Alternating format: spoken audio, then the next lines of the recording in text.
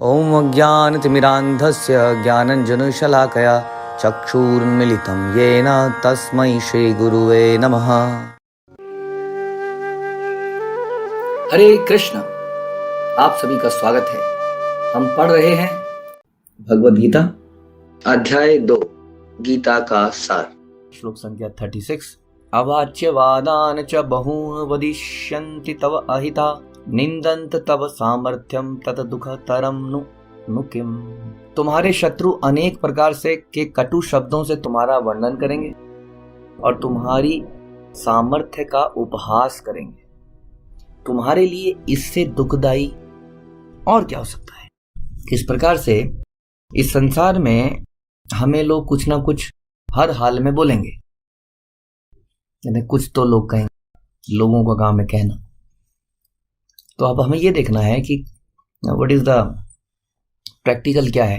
जब हमें बुरा बनना ही है, जब हमें दुख झेलना ही है, चाहे हम माया में रहें चाहे भक्ति में रहें, तो क्यों ना भक्ति में रह के भगवान के लिए दुख झेलें, है कि नहीं। संसार के लिए दुख झेलें या संसार के लिए बदनाम हो या भगवान के लिए बदनाम हो। अगर बदनाम होना ही है, अगर लोगों ने सुनाना ही है, तो क्यों ना भक्त बन के बदनामी ले ली जाए। तो यहां पर भगवान बता रहे हैं कि यदि तुम युद्ध नहीं करोगे और चले जाओगे ये सोचकर कि मैं इनके लिए इनके ऊपर कुछ दया दिखा रहा हूं, तो ये मत सोचना कि ये तुम्हारे गुणगान करेंगे। ये तुम्हारे कटु वचन बोलेंगे। और जानते हैं कि कटु वचन जो है तलवार की तरह लगते हैं। ऐसा बोला जाता है कि इवन तलवार की जो है धार इतनी असर नहीं दिखाती है जितना कि किसी के मुंह से निकले हुए बुरे शब्द आपको भेद देते हैं, काट देते हैं। तलवार को निकाल के आप दोबारा से मयान में रख सकते हो, लेकिन मुंह से जब शब्द निकल जाता है तो सामने वाले को एकदम इतना गहरा इम्पैक्ट डालता है। बल्कि ऐसा बोला जाता है कि घाव भी किसी अस्त्र से यदि घाव पड़ते हैं तो घाव भर सकते हैं, लेकिन मुंह से निकले हुए वचन काफी समय तक, बल्कि कई बार लोग पूरे जीवन याद रखते हैं, इसने मुझे ऐसा बोला था, है ना। तो बहुत मतलब अस्त्रों से भी ज्यादा इनका प्रभाव पड़ता है। इसलिए रूप गोस्वामी कहते थे कि वाचो वेगम मनसा क्रोध वेगम। जो रूप गोस्वामी ने बताया नेक्टर ऑफ इंस्ट्रक्शन है उपदेशामृत में कि 6 प्रकार के वेग हमें कंट्रोल करने चाहिए, जिसकी चर्चा हम कभी करेंगे। लेकिन उसमें पहला वेग जो है वो वाचो वेगम है। अपनी जिव्या पर वेग, यानी कि जिव्या भी 2 प्रकार के काम करती है। इस जिव्या से आप खाते भी हैं, इसी जिव्या से बोलते भी। तो खाने के लिए तो इसको प्रसाद से कंट्रोल करें कि केवल भगवान का प्रसाद ही मुंह में जाएगा। लेकिन और दूसरा क्या है, इसका काम है बोलना। तो वाचो वेग, वचन के वेग को हमें कंट्रोल करना होगा। What we are speaking, we are to तोल मोल के बोल हमें सोचना पड़ेगा क्या बोलना है क्या नहीं बोलना है। और क्या बोलना पड़ेगा, हमें ऐसा बोलना चाहिए तो दूसरों को प्लीजिंग लगे।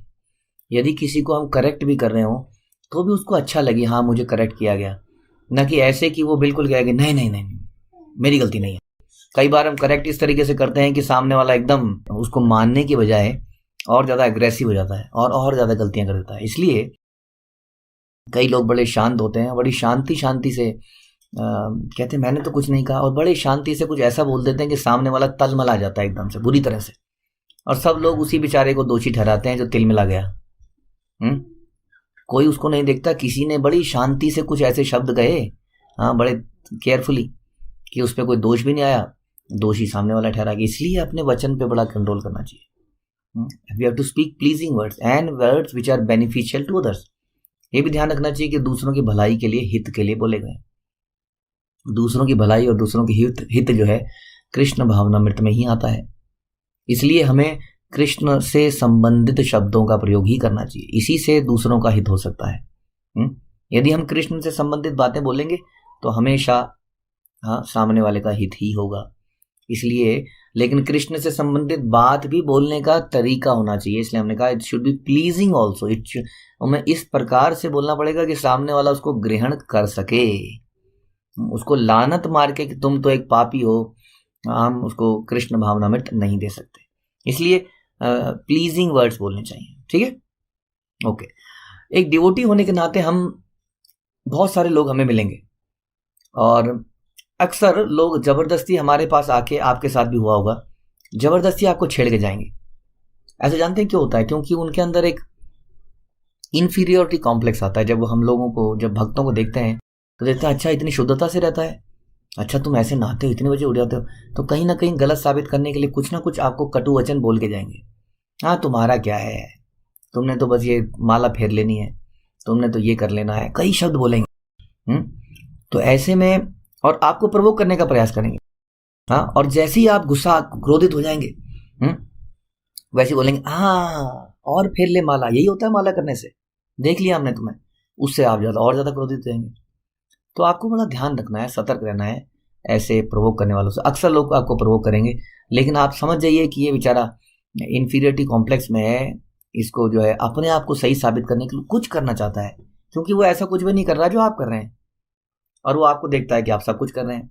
और फिर किसी ना किसी तरह से, तुम्हें क्या पता, तुमने कभी पार्टी देखी है, पार्टी में क्या मजा आता है, तू तो साधु बन गया है, जा जा जा सड़कों में भीख मांग, कुछ भी बोल सकते हैं।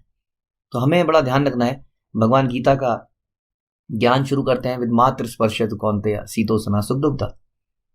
दूसरे अध्याय में हमने पढ़ा किस प्रकार भगवान बोलते हैं कि तुम्हें you have to tolerate. Devotion के इस पाथ में 99% लोग डिवोशन नहीं कर रहे हैं, भ्रमित हैं, पद भ्रमित हैं। और जब आपको डिवोशन करते हुए देखेंगे तो सब आपके बुझाड़े हंसेंगे, कोई आपको टोकेगा रोकेगा। इसलिए आपको टॉलरेट करना सीखना पड़ेगा डिवोटी होने के नाते। हाँ, डिवोटी को हर कोई बड़ी पैनी नजर से देख रहा होता है, और देख रहा होता है कब ये गलती करेगा और कब मैं बोलूंगा यही है तुम्हारी भक्ति। इसका कारण केवल यही है क्योंकि वो ऐसा नहीं कर रहे हैं, तो वो आपको साबित करेंगे कि जो भी आप कर रहे हैं वो बोगस है। इसलिए हमेशा ध्यान रखना चाहिए कि हमें बहुत सारे लोग देख रहे हैं, तो हमारा आचरण कैसा होना चाहिए, हमें टॉलरेंट होना ही पड़ेगा।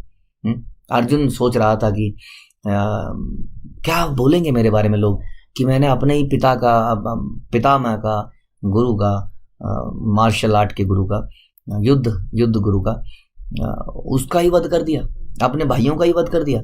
हाँ, कितना लालची व्यक्ति था वो। इस आरोप से बचना चाहता था, लेकिन वो ये नहीं जानता था भगवान उसको बता रहे कि तू इनको नहीं भी मारेंगे, आप इसको नहीं भी मारेंगे तो भी हे अर्जुन, ये लोग तुम्हारा बदनामी ही करेंगे, क्योंकि हर हाल में संसार में ऐसे ही वचन सुनने को मिलते हैं। ये लोग बोलेंगे कायर भाग गया डर के मारे, यहाँ होता तो गला काट देते इसका। और ये वचन तुम्हारे लिए बड़े दुखदायी होंगे। इससे ज्यादा दुखदायी क्या होगा जब लोग तुम्हारा उपहास करेंगे, कायर तुम्हें बोलेंगे।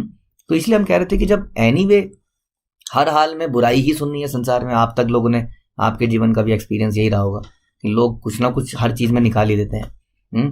जैसा हम कई बार बोलते हैं, हमने कई बार अपने बचपन से देखा, कोई व्यक्ति शादी ब्याह करते हैं, लोग करोड़ों रुपया खर्च करते हैं, लाखों तो करते ही हैं, लाख में भी 10, 20, 30 लाख तो कुछ नहीं है।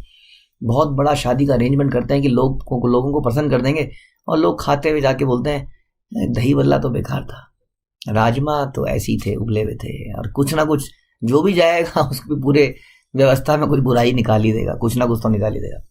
इसलिए हमें क्या करना चाहिए, जब दो लोगों की बुराई सुननी है तो भगवान कह रहे हैं हे अर्जुन, ये तेरी वैसी भी बुराई करेंगे, डोंट थिंक दैट कि ये तेरा सम्मानित करेंगे। ओ अर्जुन, वो बोलेंगे वो कायर अर्जुन। तो इसलिए ये बेहतर है कि कृष्ण के भक्त के रूप में बदनामी सहते हुए कर लिया जाए जो करना है। वाई टू वरी कि लोग क्या कहेंगे, वाई टू वरी कि लोग क्या कहेंगे, तिलक क्यों लगाया है, हाय हाय हाय तिलक। जब लोग टैटू बना लेते हैं, अजीब अजीब से बाल काट लेते हैं, यहाँ से कट, यहाँ से कट, यहाँ से कुछ बाल हैं, ऊपर से चोटी निकाल लेते हैं, तब तो लोग नहीं सोचते हैं। वो लोग तो नहीं सोचते कि हम क्या कर रहे हैं। तो हम इतना क्यों सोचते हैं अपनी वैदिक प्रणाली को अपनाते हुए। जब एनीवे बदनामी होनी है संसार में, तो क्यों ना कृष्ण के भक्त के रूप में बदनामी भी सहन कर लें। और वास्तव में सच्चाई तो यह है कि एक दिन ऐसे लोगों का नाम ही होगा। जैसे अर्जुन के बारे में कोई नहीं कहता, देखिए कैसा दुष्ट अर्जुन, कैसे अपने पितामह को मार दिया, सबको मार दिया। हो सकता है टेम्परेली कुछ लोगों ने उस वक्त वहां भूला हो, लेकिन देखिए आज अर्जुन का गुणगान होता है चारों तरफ। इसलिए यदि हम भगवान की बातों को, शास्त्रों की बातों को, गुरु की बातों को मानेंगे और उसमें हमारी बदनामी भी होती है, तो ऐसा यहाँ से लग रहा है कि उसको कर लेना चाहिए। क्योंकि दुख तो जीवन में एनीवे आने हैं, क्यों ना कृष्ण के लिए दुख ले लिया जाए। ठीक है। श्रीमद् भगवद गीता की जय, श्रील प्रभुपाद की जय।